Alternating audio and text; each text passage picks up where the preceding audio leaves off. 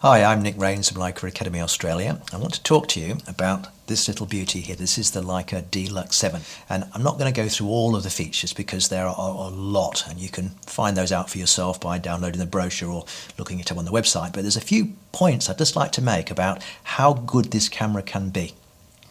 Let me just show you the camera itself, and I think you'll agree that it's a very small camera. Look, there's my hand, and it's only 2/3 the size of my palm, which is quite amazing. And if I just bring that a little bit closer in, you should be able to see one of the main things about this camera which I like. Analog dials. This is your aperture ring around the lens. This is for your aperture. Then you have a shutter speed dial here and an exposure compensation dial here, and that is all you really need in a camera. It's just such a beautiful little design because it just gives you everything you need but nothing more than you need. There's lots and lots of other stuff hidden away in the menus, but those main settings you don't need to go into the menus to adjust, and that makes the camera just that much more responsive. So as a compact little package, this camera has everything and does a beautiful job. Now here's a few of the images that I've taken over the years with a camera like this, and I've just picked these images just briefly to give you some idea of some of the features and why they're important in a camera like this. This first shot is Sugarloaf Rock in Western Australia. Just gives you an idea of how useful the camera can be when you have your main camera put in your backpack and you didn't want to get it out, or more importantly, in this particular case, the light changed so quickly that I only really had maybe 30 seconds to get this shot. So I was able to pull out the D-Lux 7 out of my pocket, grab a shot, and then the light was gone, knowing full well that the quality of the image that this camera can capture is good enough for full professional reproduction. And I have used images from this camera in magazines. I've not necessarily told the editor of the magazine, but when I've submitted my images, some of those pictures have been from a camera like this because it was convenient and it was the one I had to hand at the time. This next picture is Colne Cathedral, and I put that in there to give you an idea of the optical qualities of the lens. Not from a sharpness and resolution point of view as much as just the way that it handles super high contrast, because the edges of the cathedral against this bright white sky have only flared ever so slightly, and in fact it's quite a pleasing result. You'll often find cheaper cameras and cheaper lenses have great difficulty photographing things against bright backgrounds, and you get some quite ugly results. This has handled it beautifully, and it's given me a really nice result. Not moving too far, this is Colne main train station, and the reason I put this picture in is because it shows you how responsive the camera can be. If you pre-focus by half pressing the shutter button and holding it, you can then actually take the shot with a tiny twitch of your finger, which means you can time your shot very well. And in this case I've timed it so the gap in the carriages is exactly in the middle of the frame and symmetrical with the rest of the architecture. So as a very responsive camera, it scores very, very highly.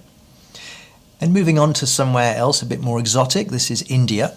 This is just a simple street picture. Again, when you have your main camera maybe put in your backpack, or you don't want to put it down, or you just see something quickly that you want to grab, you can pull this camera out of your pocket really quickly and grab something. And can you see how beautiful the tones are in this? I've done a black and white conversion in post for this particular picture, but it's got that lovely smooth rich tonality to it, which is the sign of a really good sensor.